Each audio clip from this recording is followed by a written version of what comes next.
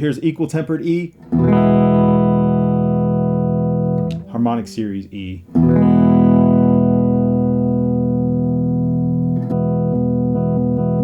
Hey, I want to show you something kind of neat. This thing called the harmonic series or the overtone series. So here's the harmonic series.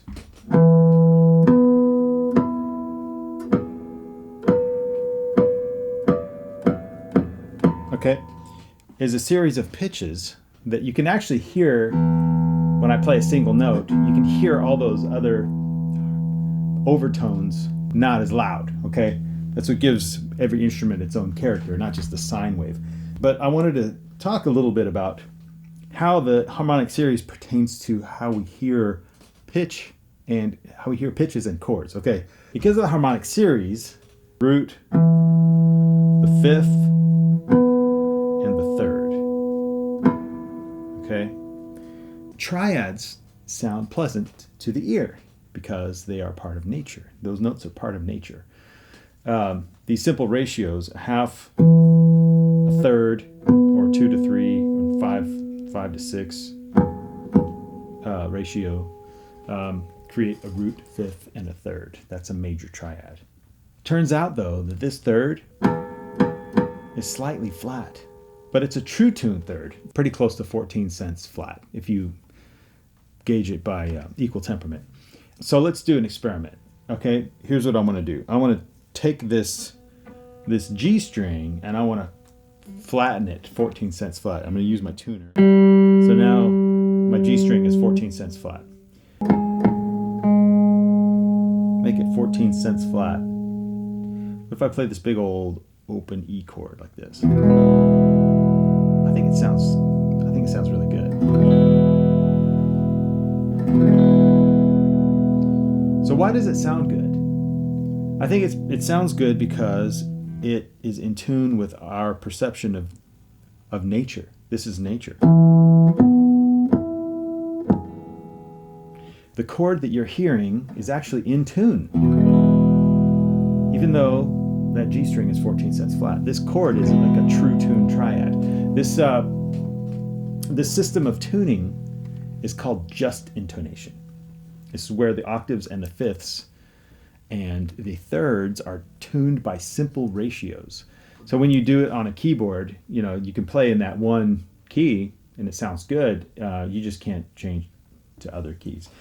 Wind instruments, by design, use the harmonic series for their most basic note generation. You've probably heard this before.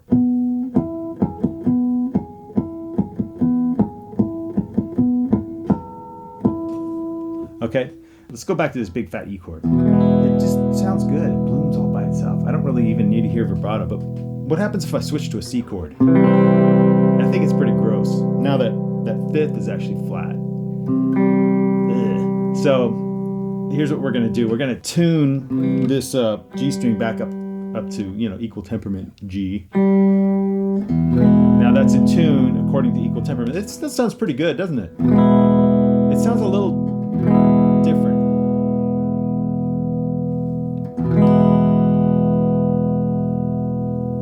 We should do a little taste test here. Here's equal tempered E, harmonic series E. I should go back and forth and see which one you like.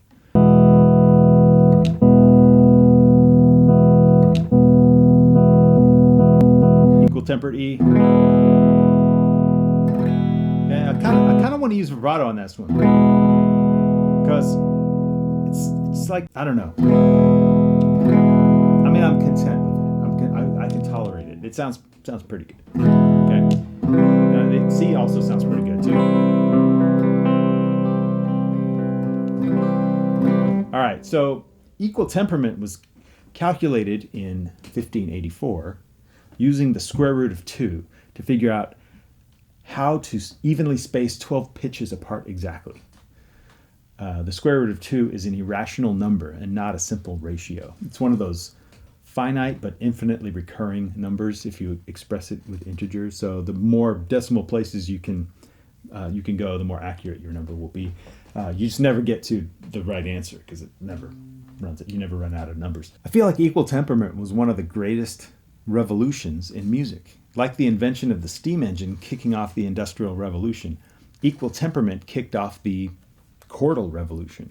While it's a bit of a drag that we leave behind that perfect intonation of that one beautiful single chord, we actually open up some possibilities with all 12 notes spaced evenly. Some of those possibilities weren't really explored for, hundreds of years, but here's some of the possibilities. Changing keys is now possible. Bach composed the work, The Well-Tempered Clavier, to show off this new tuning technique on keyboard instruments. That one instrument was able to play in all keys. Number 2, more complex chord progressions were possible. Do you know where my switch I is? don't know where your switch is. Can you call Mom? Extended chords are now possible. Like even this one, like a 6/9 chord. Sounds good. It would sound terrible in just intonation, or So not only extended chords, but jazz chords, and also interval symmetry is now possible. Interval symmetry is where you take the intervals from, say, a scale or a chord, and you do them in reverse, like stuff like this. So that stuff is now possible, and it sounds good. Of course, these things can't fully replace what our ears want to hear. This is me speculating, but it's probably why we use vibrato and why we bend notes. Sometimes we want to blur the edges and kind of squint our ears to approximate the natural intonation that their intuition wants to hear. It might be our innate longing and our search for perfection. I think the best players know how to finesse the intonation of their instrument, or their voice, to sound good and blend with other musicians. So, but yeah, I just feel like that's maybe an explanation of why we use vibrato. Maybe. What are your thoughts?